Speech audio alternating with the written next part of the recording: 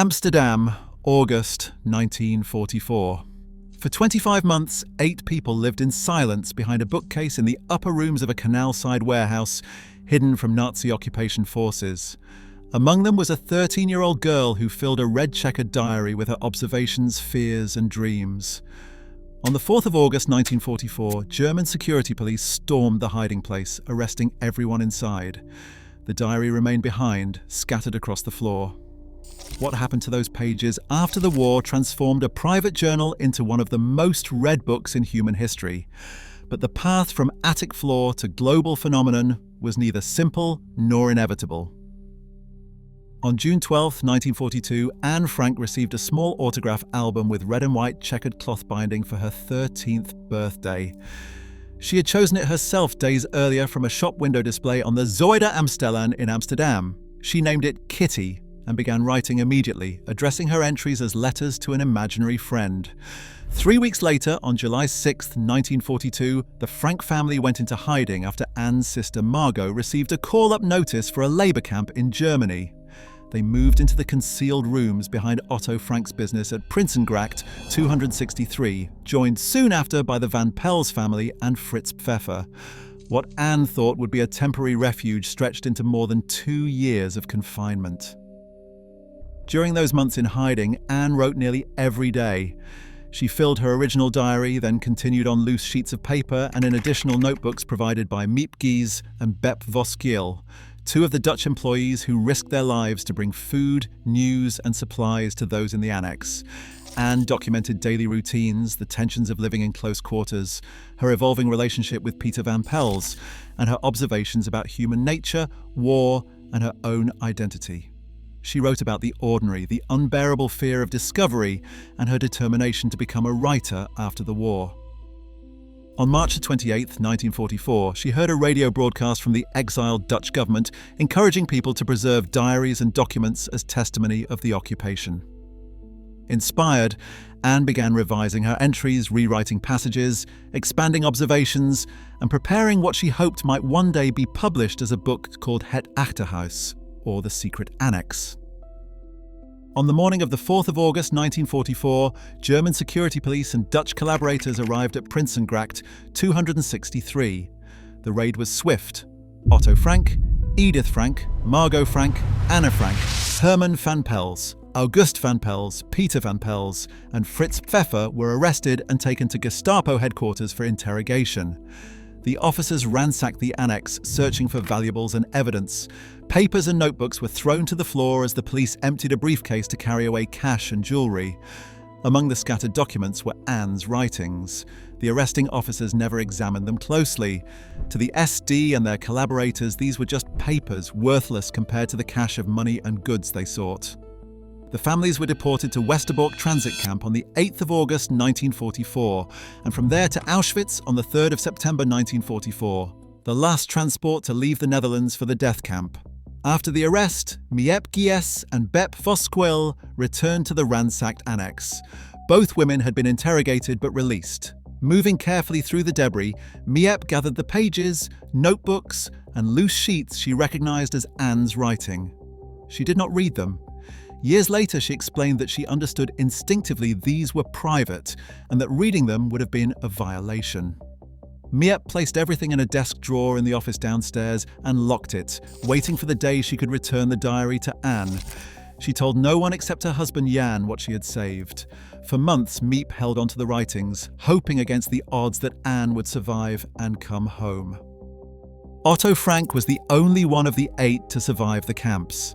After Auschwitz was liberated by Soviet forces in January 1945, he began the long journey back to Amsterdam, travelling through Odessa, Marseille, and finally reaching the Netherlands on 3 June 1945. He returned to the offices at Prinsengracht, where Miep and Jan Gies had prepared a room for him. Otto spent weeks searching for news of his family, writing letters, checking Red Cross lists, and speaking with survivors returning from the camps. He learned that Edith had died in Auschwitz-Birkenau on 6 January 1945 from starvation and exhaustion. For months, he held on to hope for his daughters. Then, in late July 1945, he met Jannie Brilleslijper, a a survivor who had been imprisoned with Margot and Anne at Bergen-Belsen. She told him both girls had died there of typhus in February or March 1945, just weeks before British forces liberated the camp. It was only after Otto received this confirmation that Miep Gies gave him Anne's writings.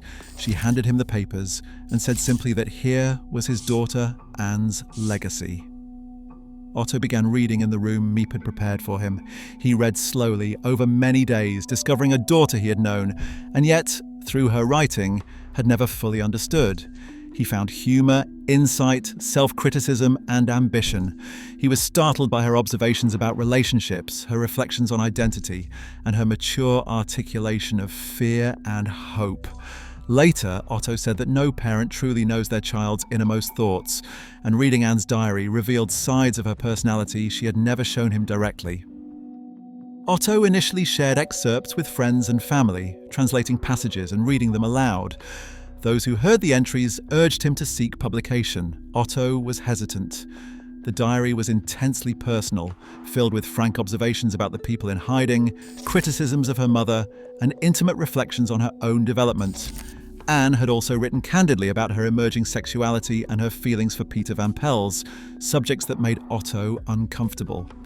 But he remembered the radio broadcast Anne had heard, the one that inspired her to revise her work for publication, and he recognized this had been her explicit wish. He began preparing a typescript, drawing from both Anne's original diary entries and the revised version she had been working on before the arrest. He made editorial decisions, removing passages he felt were too intimate, too critical of others, or potentially hurtful to surviving relatives.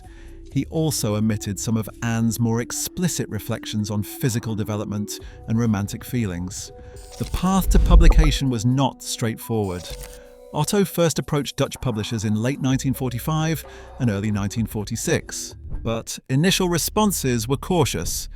The Netherlands was still recovering from the occupation, and publishers were uncertain about the market for a teenage girl's diary. Some questioned whether readers would be interested in yet another account of the war, given that survival narratives were appearing regularly. Otto persisted.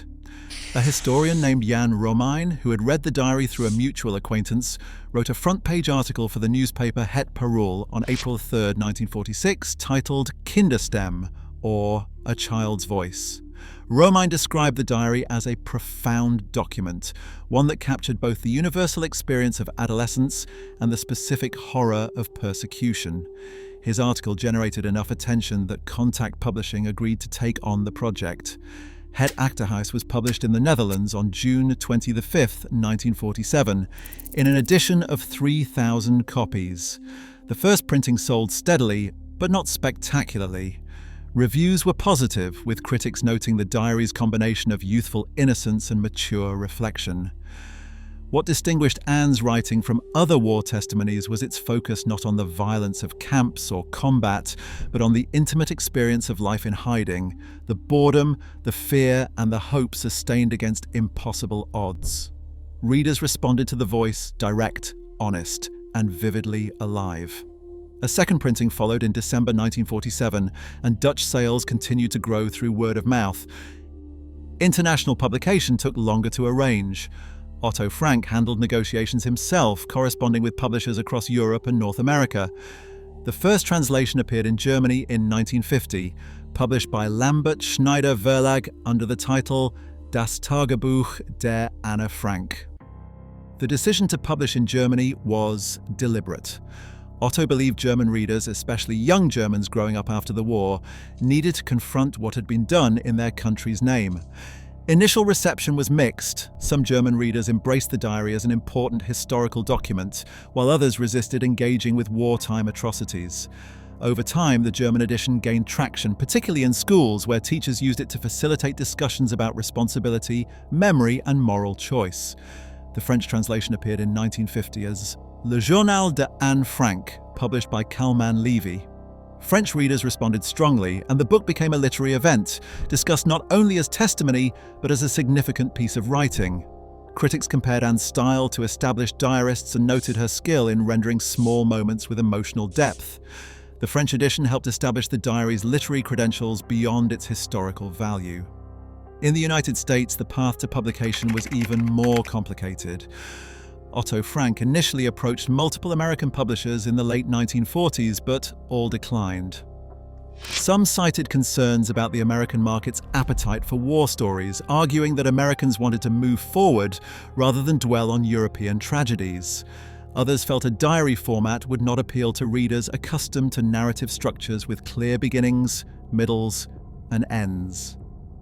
Several rejection letters noted that the book was too depressing or too specialized for a general audience.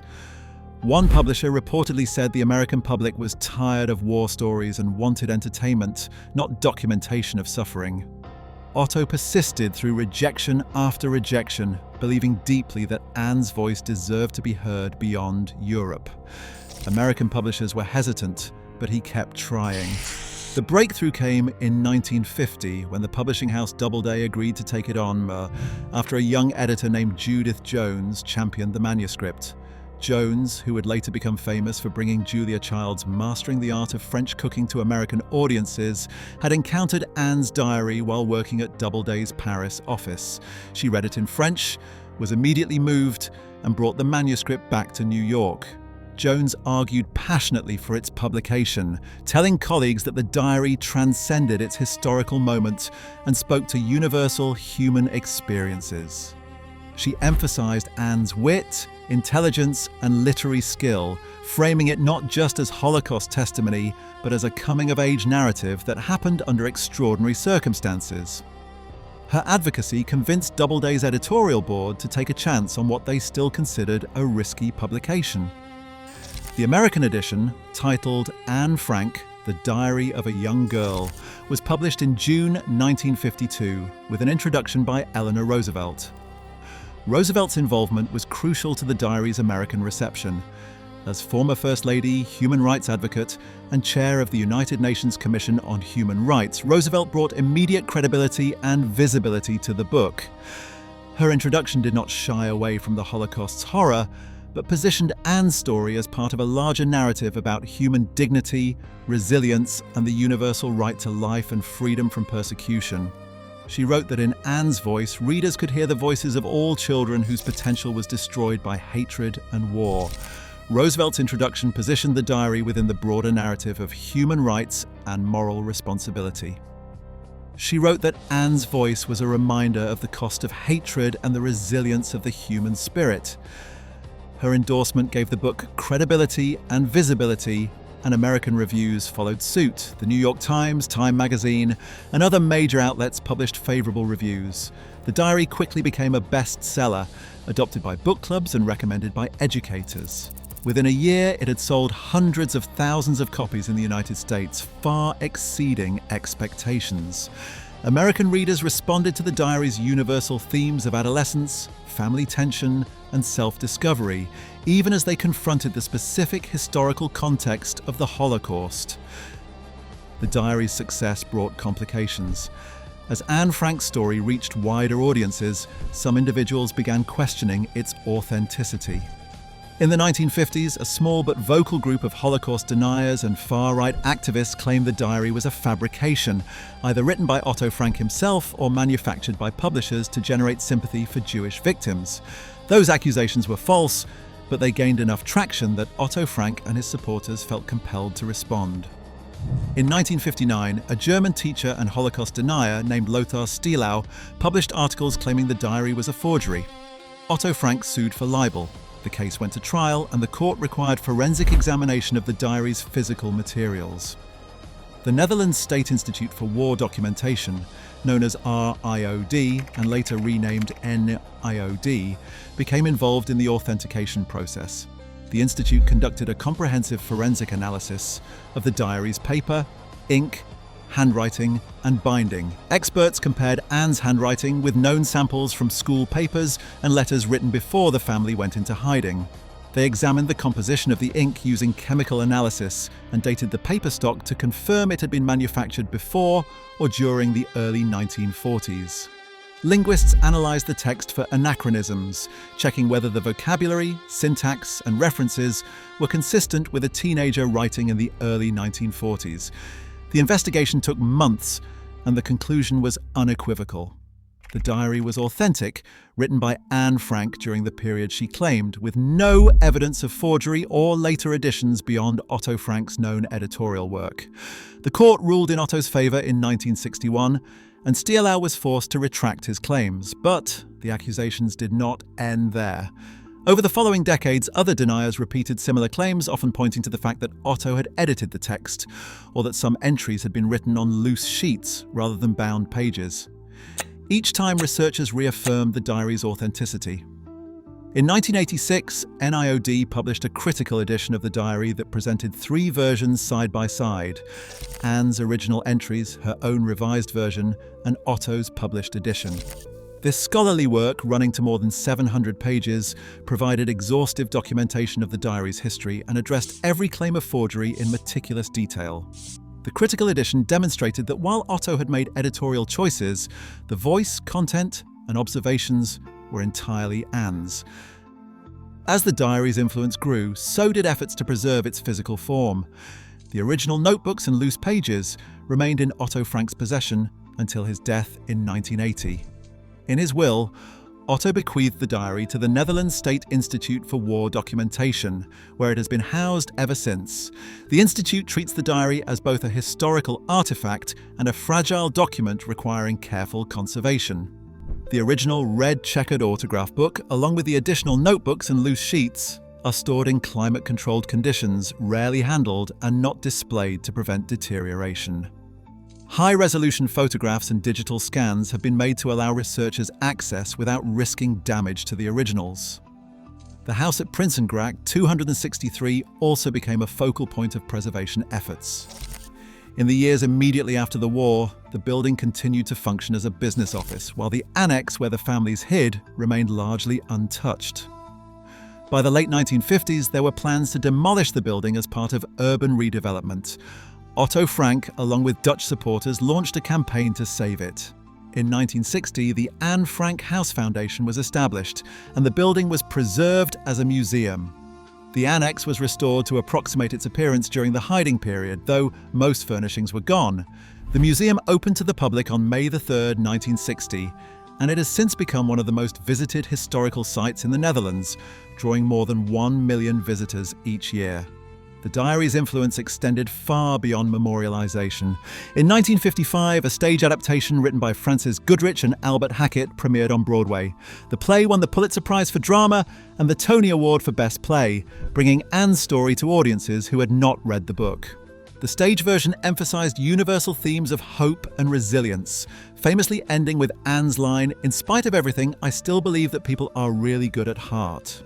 This interpretation was both celebrated and later criticized. Some scholars and Holocaust educators argued that the play softened the specific horror of the Holocaust, making it more palatable for mainstream audiences by focusing on optimism rather than the reality of genocide. Nonetheless, the Broadway production introduced millions to Anne's story and established her as a cultural icon. A film adaptation followed in 1959, directed by George Stevens and starring Millie Perkins as Anne. The film took further liberties with the text, adding dramatized scenes and emphasizing romantic and family tensions over historical context. It was nominated for multiple Academy Awards and won 3, including Best Supporting Actress for Shelley Winters, who played Mrs. Van Daan. The film solidified Anne Frank's place in popular memory, though it also contributed to a sentimentalized version of her story that sometimes obscured the brutal ending. Decades later, educators and historians worked to counterbalance this by emphasizing that Anne and 7 others were murdered, and that the diary documented not just a girl's coming of age, but the systematic persecution of millions. Throughout the 1960s and 1970s, the diary was translated into dozens of languages. Japanese, Hebrew, Arabic, Russian, Mandarin, and many others followed. Each edition reaching new readers and sparking conversations about prejudice, war, and memory. In some countries, the diary was banned or restricted. Soviet authorities initially hesitated to promote it, wary of how Jewish victimhood might complicate state narratives of the Great Patriotic War.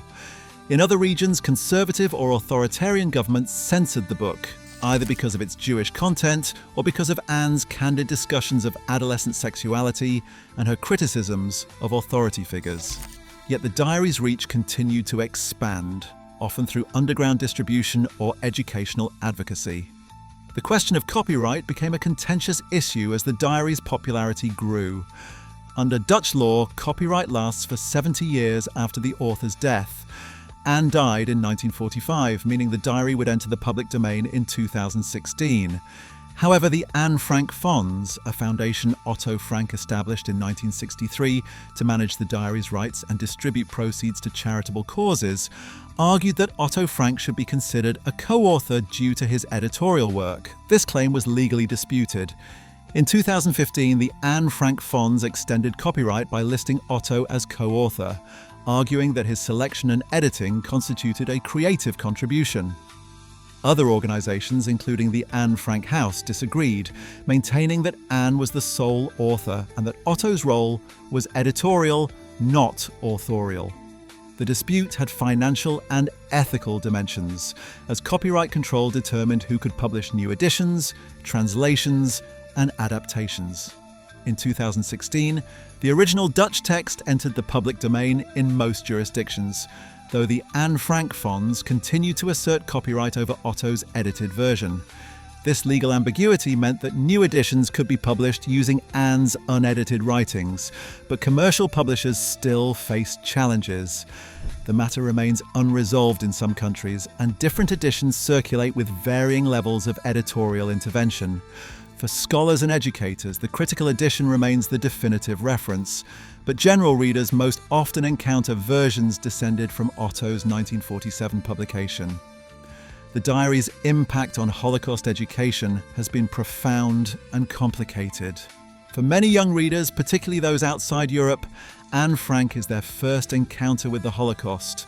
Her age, her relatability, and her voice make the history accessible in ways that statistics and historical overviews cannot.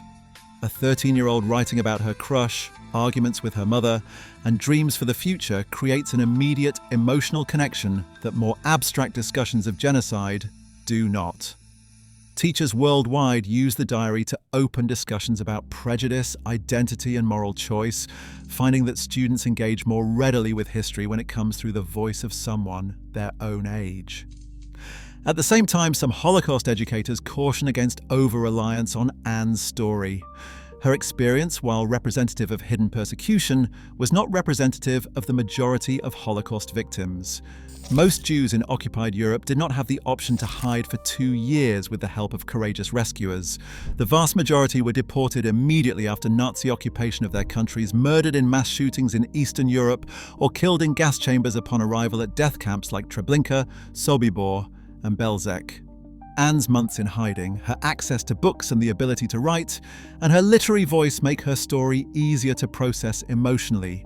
But this can inadvertently obscure the scale and brutality of the genocide. Yehuda Bauer, a prominent Holocaust historian, once noted that Anne Frank's story is often the entry point to Holocaust education, but should not be the end point. He and others argue that educators must use the diary as a bridge to broader understanding, helping students grasp that while Anne's experience was exceptional in its documentation, the persecution she endured was systemic and affected millions. The diary opens the door, but teachers must then guide students through that door to encounter the full historical reality. The Einsatzgruppen shootings that killed more than 1 million Jews in the Soviet Union, the death camps where entire communities were annihilated within hours of arrival, the ghettos where starvation and disease killed hundreds of thousands before deportation, and the medical experiments, slave labor, and death marches that claimed countless more lives. Some Holocaust education programs now pair the diary with other testimonies that represent different experiences. Survivor memoirs from Auschwitz, Treblinka, and other camps provide contrasting perspectives. Oral histories from resistance fighters, rescuers, and bystanders add complexity. Documents from perpetrators and collaborators force students to confront the machinery of genocide and the choices people made. This multi-textual approach prevents Anne's story from becoming the sole lens through which students understand the Holocaust, while still honoring the diary's unique value as an accessible and deeply human document. The diary has also been invoked in contemporary political and social debates, sometimes in ways that flatten its meaning. Politicians and activists across the spectrum have compared modern refugees, immigrants, and persecuted groups to Anne Frank, using her story as a moral touchstone. Some of these comparisons are made thoughtfully, drawing parallels between past and present injustices. Others oversimplify or instrumentalize her experience for partisan purposes. The Anne Frank house has had to navigate these uses carefully, asserting that while the diary offers lessons about intolerance and human rights, it should not be reduced to a political weapon or stripped of its specific historical context. In the 21st century, the diary continues to reach new generations through digital platforms, social media projects, and multimedia adaptations. In 2018, the Anne Frank House launched an online virtual reality tour of the Annex, allowing people worldwide to experience the space where Anne wrote. Social media accounts post excerpts from the diary on the anniversary dates Anne wrote them, creating a real-time reading experience that connects historical events to contemporary readers. These innovations keep the diary relevant, though they also raise questions about how mediated and fragmented encounters with the text shape understanding. Reading Anne's words on a screen in isolation from the fuller narrative creates a different experience than reading the diary as a book, where entries build context and complexity over time. Scholars continue to study the diary from multiple angles. Literary critics analyze Anne's development as a writer, noting how her style matured and how her revisions demonstrate her emerging sense of audience and narrative. Historians mine the text for details about daily life under occupation, resistance networks, and the psychology of fear. Psychologists examine Anne's reflections on identity, adolescence, and trauma, finding insights into resilience and coping under extreme stress. Each discipline finds value in the diary, testament to its richness as both historical document and literary work. One persistent question is what Anne might have become had she survived. She wrote explicitly about her ambitions to be a journalist and writer after the war. Otto found entries where she outlined ideas for stories and essays, sketched character studies, and critiqued her own work. Some scholars have speculated that Anne would have pursued a literary career, perhaps becoming a novelist or essayist. Others caution against such speculation, noting that the person Anne was at 15 might have changed dramatically had she lived through liberation, rebuilding, and the long shadow of trauma. What is certain is that the diary shows a young writer of exceptional talent, one whose voice was silenced before she could fully explore her gifts. The diary's most quoted line, "In spite of everything, I still believe that people are really good at heart," was written on the 15th of July, 1944, less than a month before the arrest. The line reflects a moment of optimism in Anne's reflections, yet some argue that quoting this line in isolation misrepresents the diary's complexity. Anne also wrote about hatred, despair, and fear. She described nightmares, moments of terror when she heard footsteps, and anger at the forces that confined her. The good at heart line is genuine, but it is one entry among hundreds, and emphasizing it exclusively risks turning Anne into a symbol of uncomplicated hope rather than recognizing her as a fully realized person who experienced the full spectrum of human emotion under unimaginable circumstances. As of 2026, the diary has sold more than 30 million copies and been translated into over 70 languages, making it one of the most widely read books in the world. Its influence is measurable in sales figures, museum attendance, and curriculum adoption, but also in the less tangible realm of collective memory. Anne Frank has become synonymous with the Holocaust in popular consciousness, a symbol that carries both power and limitations. Her face, known from a handful of photographs, appears in textbooks, documentaries, and memorial contexts. Her name is invoked in speeches, editorials, and classroom discussions. This ubiquity ensures her story endures, but also risks reducing a complex individual to an icon, a process Anne herself might have found ironic given her own self-awareness and her critiques of how others perceived her. The diary's future involves both preservation and adaptation. Digital archives now contain high-resolution scans of every page, making the physical text accessible to researchers worldwide without risking the original. New translations continue to appear, each attempting to capture Anne's voice in languages and cultural contexts far removed from 1940s Amsterdam.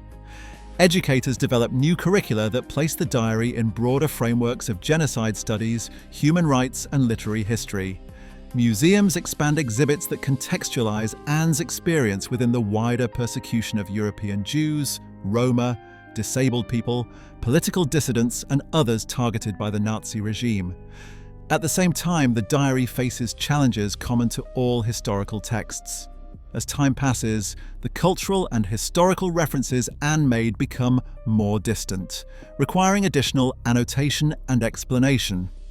Younger readers may not recognize the significance of ration cards, air raid sirens, or the specific geography of occupied Amsterdam.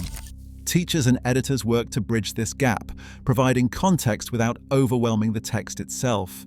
The balance is delicate. Too much framing can obscure Anne's voice. Too little can leave readers adrift in an unfamiliar world. The diary also exists within a larger ecosystem of Holocaust testimony. In the decades after the war, thousands of survivors wrote memoirs, gave oral histories, and shared their experiences. Some, like Elie Wiesel's Night or Primo Levi's If This Is a Man, achieved literary recognition. Others remain archived, read by scholars, but less known to general audiences. Anne's diary occupies a unique position in this canon, both because of its timing, written during persecution rather than after liberation, and because of its author's age and voice. It serves as an entry point for many readers, a text that opens the door to deeper engagement with Holocaust history and testimony. The question of what happened to Anne Frank's diary after World War II, then, is not simply about its physical preservation or publication history. It is about how a private document became public, how a teenage girl's reflections became a global phenomenon, how a historical artifact became a literary work, and how one voice came to represent millions. The diary's journey from a locked drawer in Amsterdam to classrooms, museums, and homes worldwide reflects both deliberate efforts by Otto Frank and others who championed the text, and the ways audiences across cultures and generations found meaning in Anne's words.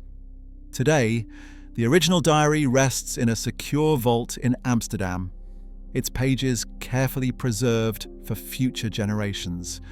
Millions of copies circulate in print, digital, and audio formats, each edition carrying Anne's voice forward. The annex at Prinsengracht remains a place of pilgrimage, where visitors stand in the narrow rooms and imagine the lives lived there in fear and hope. The diary continues to be read, studied, adapted, and debated, a testament to its enduring power and the ongoing work of memory. Anne Frank wrote in her diary that she wanted to live on after her death, to be useful and bring enjoyment to people even after she was gone. In this, she succeeded beyond anything she could have imagined. Her diary did not simply survive the war, it became one of the most important documents of the 20th century, a bridge between past and present, a reminder of what was lost and what must be remembered, and a voice that refuses to be silenced by history. If you found this video insightful, watch what happened to Hitler's bunker after World War II next. It is a deep look at how the Führer bunker was discovered, concealed, and eventually became part of modern Berlin. Like this video, subscribe, and hit the bell for more history. Thanks for watching.